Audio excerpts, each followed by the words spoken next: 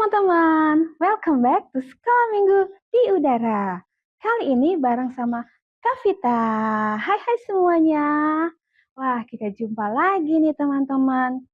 Kali ini di minggu pertama bulan Agustus. Wah, teman-teman sedang sibuk apa ini? Apapun yang teman-teman sedang kerjakan dan lakukan, terus percaya bahwa Tuhan Yesus selalu beserta dengan kita. Haleluya. Nah, teman-teman, terus ikuti sekolah minggu di udara ya, karena dalam bulan ini pastinya ada cerita-cerita Alkitab yang sangat seru banget. Oke teman-teman, sekarang kita mau siapkan hati kita akan mulai ibadah kita di dalam doa. Ayo kita berdoa. Bapa dalam surga, kami sungguh mengucap syukur Tuhan untuk setiap kesempatan yang Tuhan berikan buat kami, untuk kami bisa menikmati setiap anugerah Tuhan, lawatan Tuhan, kebaikan Tuhan.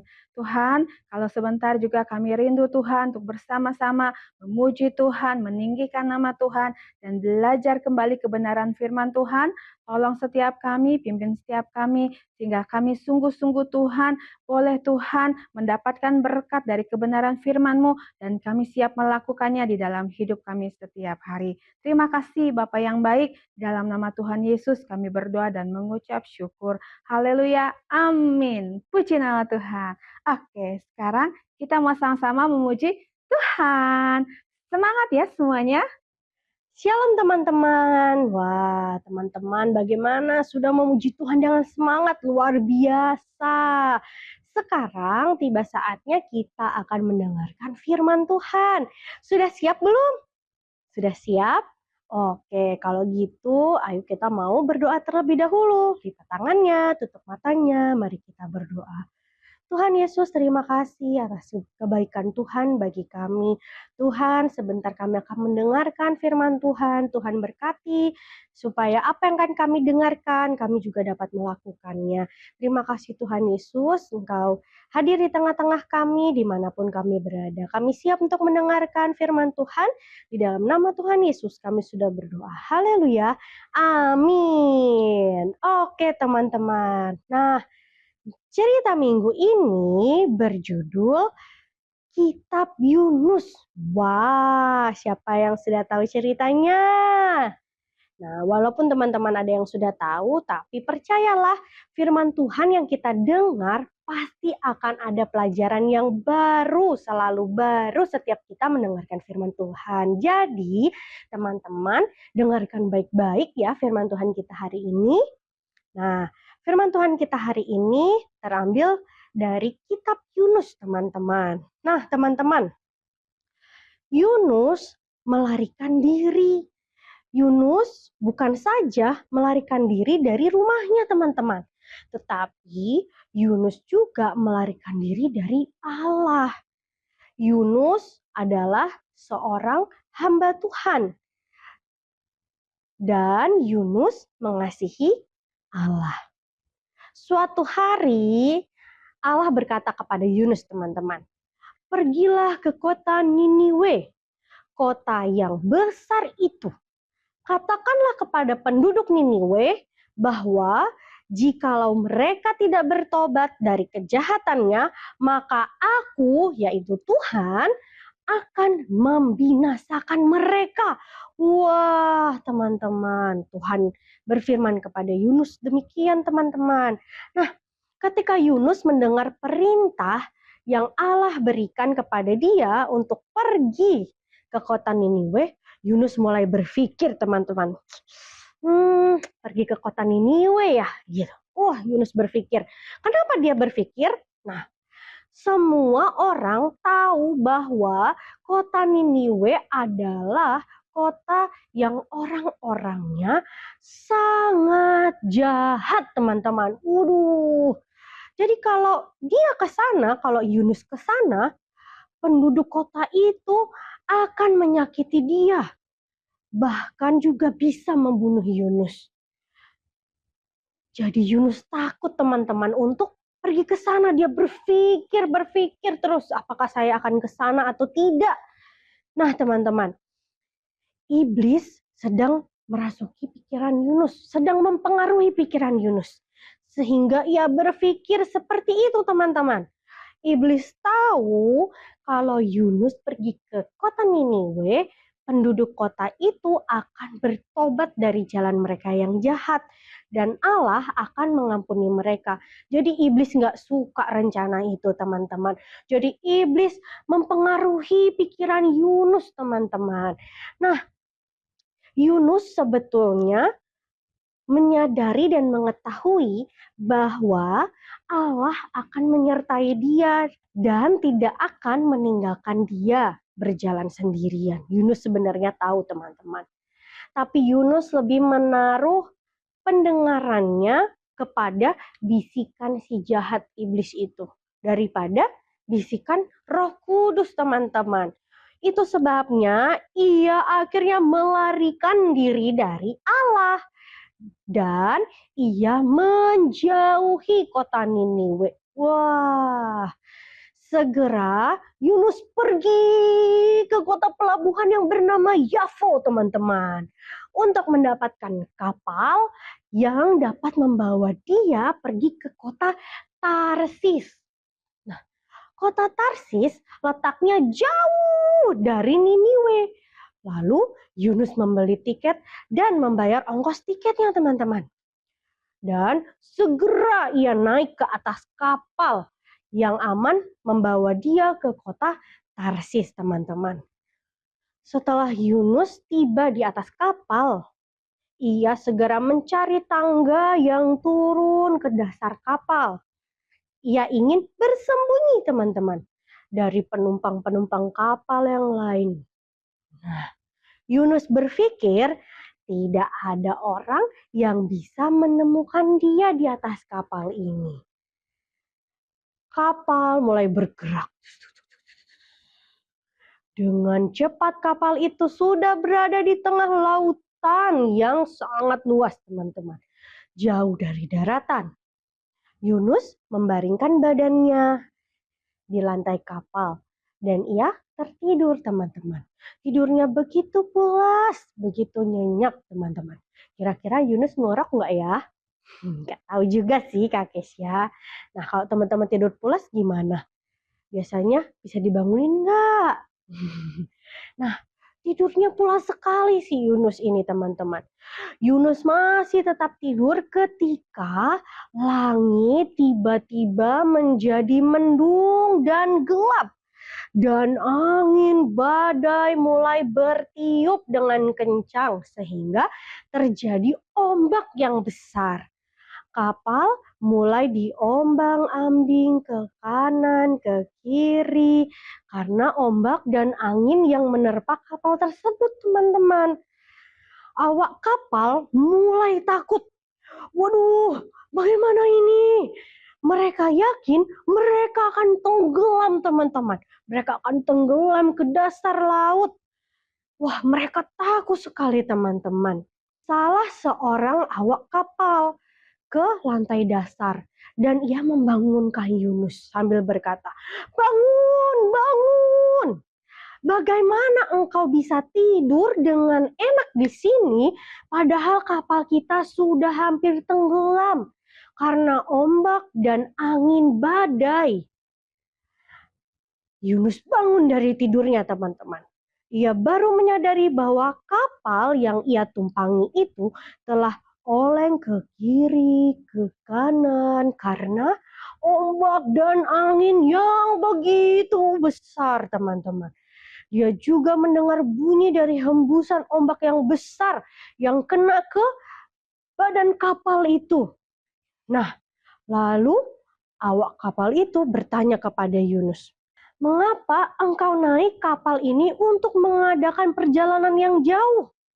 Yunus menjawab awak kapal itu, "Aku tidak taat kepada perintah Allah.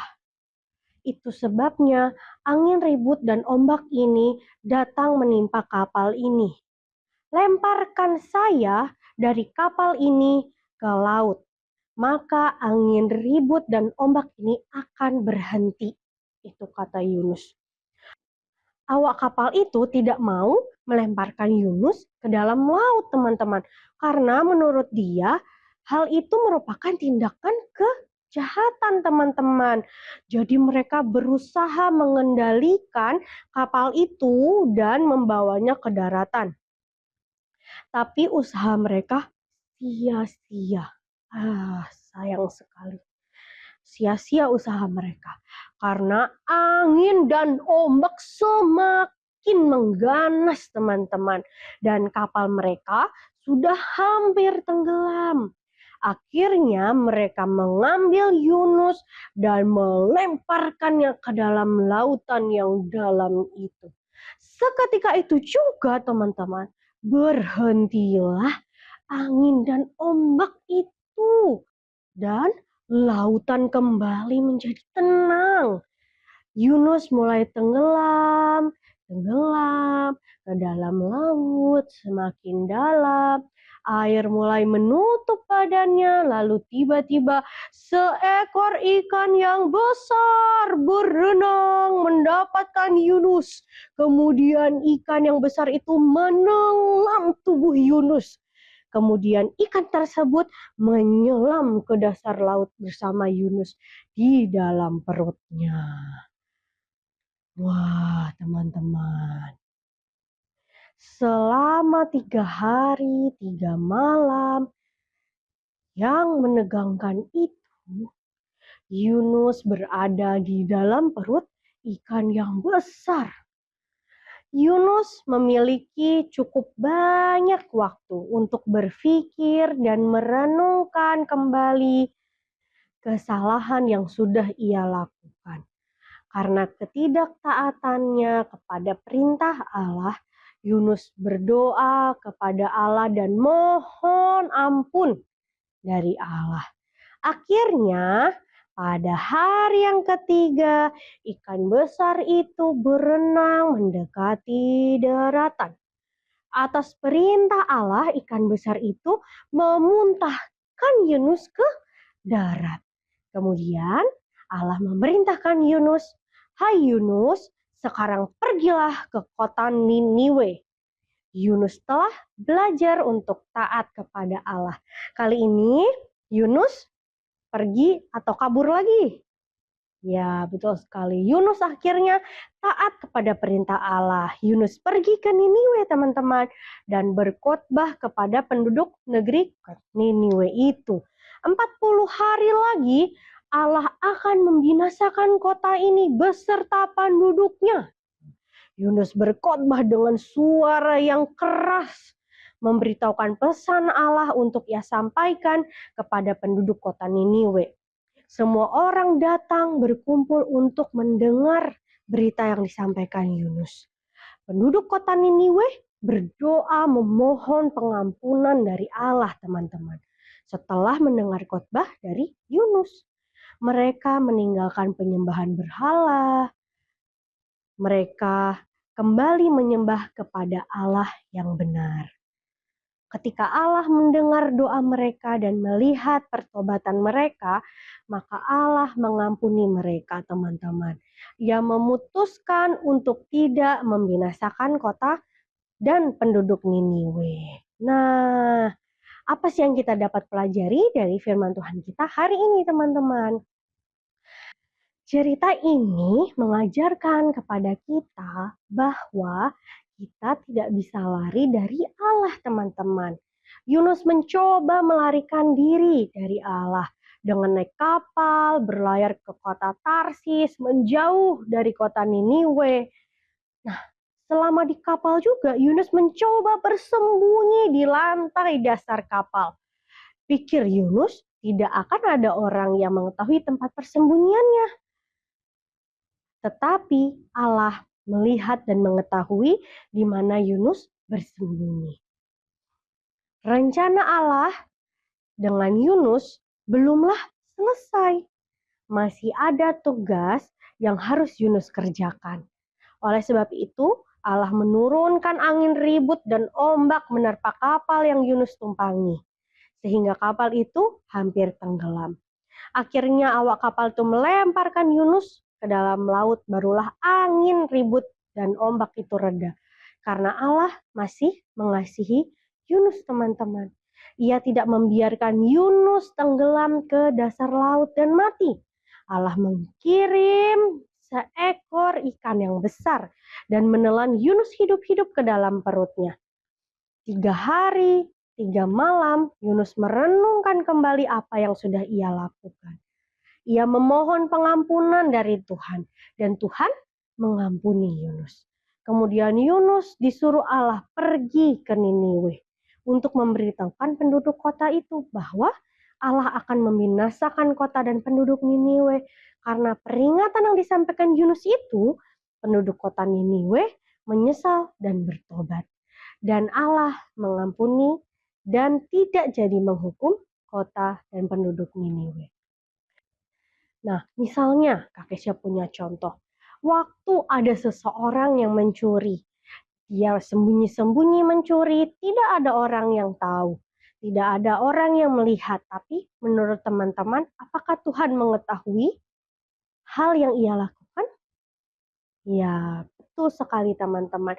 Tuhan melihat dan mengetahui sampai ke hal sekecil apapun itu Tuhan mengetahui, teman-teman. Mungkin saja tidak ada orang yang tahu. Mungkin mama papa tidak tahu, guru-guru di sekolah ataupun sekolah minggu tidak tahu, kakak atau adik teman-teman tidak tahu. Tetapi tidak ada yang bisa disembunyikan dari mata Tuhan, teman-teman. Sesuai dengan ayat hafalan kita hari ini, Amsal 15 ayat 3. Mata Tuhan ada di segala tempat mengawasi orang jahat dan orang baik. Mungkin ada dari teman-teman yang mencoba menyembunyikan sesuatu kesalahan dari mama papa atau dari guru, baik di sekolah atau di sekolah minggu. Apapun itu kesalahannya, dari hal yang kecil sampai hal yang besar. Misalnya, teman-teman sudah selesai ulangan, lalu ulangannya jelek. Teman-teman tidak mau memberitahukan ke orang tua. Atau teman-teman melakukan kesalahan berbohong atau mencontek di sekolah atau menyembunyikan barang teman atau apapun itu misalnya. Walaupun tidak ada yang mengetahui teman-teman. Tapi hari ini Kak Kesha mau mengajak untuk kita semua mengakui dan memohon ampun dari Tuhan. Agar Tuhan mengampuni dan menyucikan kita. Tuhan memaafkan kita, mengampuni kita, dan membersihkan kita dari segala dosa-dosa kita. Mungkin teman-teman tidak berani ngomong langsung ke orangnya, tapi teman-teman bisa berdoa kepada Tuhan, meminta pengampunan daripada Tuhan, dan tidak melakukannya lagi. Dengan demikian, teman-teman bisa dibebaskan dari rasa bersalah yang selama ini mengganggu teman-teman. Teman-teman boleh merasakan damai. Teman-teman bisa merasakan damai sejahtera dan ketenangan yang dari Tuhan ketika teman-teman bisa mengakui segala kesalahan yang teman-teman sudah lakukan kepada Tuhan. Teman-teman mau mengakuinya di hadapan Tuhan dan meminta ampun kepada Tuhan? Apapun itu kesalahannya, Kak Kesha nggak tahu apapun kesalahan yang teman-teman lakukan. Dan mungkin Kak Kesha sendiri juga melakukan hal itu, tapi mari kita mau sama-sama datang kepada Tuhan. Kita mau minta pengampunan daripada Tuhan, agar Tuhan mengampuni dan menyucikan kita. Oke teman-teman. Nah, ayat hafalan kita terambil dari, mana tadi Kak Kesha sudah sebutkan? Amsal 15 ayat 3.